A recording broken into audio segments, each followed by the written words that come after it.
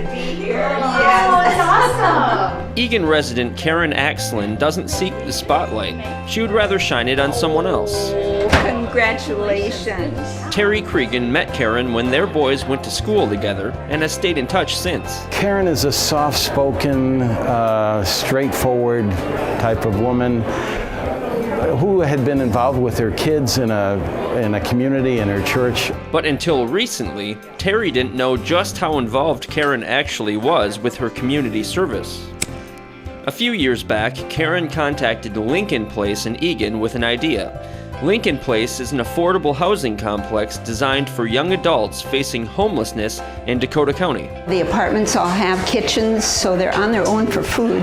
But I just thought, 18 to 24-year-olds probably aren't doing too much for cooking a good meal. Karen's idea was to come to Lincoln Place once a month to provide a home-cooked meal for the residents. So I made a contact with the program director, and he said, we've never done this, but it sounds like a great idea. If you want to do it, go for it.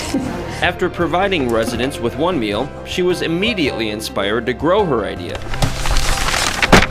She recruited help from her church, Burnsville-based Berean Baptist.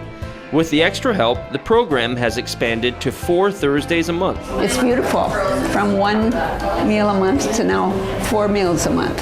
Many of us have had 18-year-olds, and to imagine them homeless is something I cannot wrap my arms around. We read about it in the paper and were astonished that there was a program like that and excited that Karen was so involved. Cregan is a member of the Eagan Rotary Club.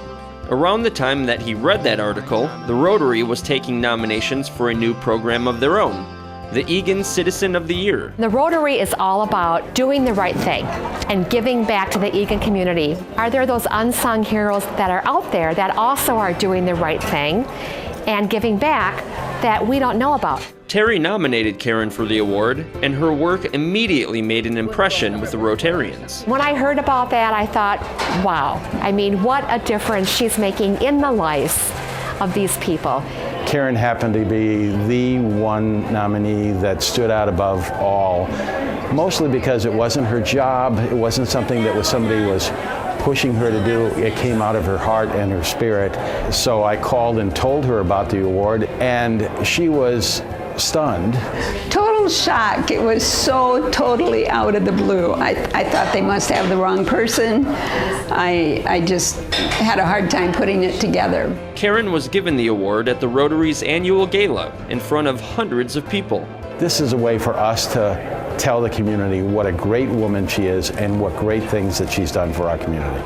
But Karen deflected the spotlight, shining it instead on those around her. I'm thrilled that it brings attention to Lincoln Place and brings awareness to Lincoln Place. And as I told Terry, God opened the door, I walked through it, and a beautiful thing happened. After accepting her award, Karen naturally retreated from the spotlight. But the program she started continues to grow, and she continues to be a light for others. Doing it for the youth to provide something for them that's very family-oriented, that is maybe something they've really had.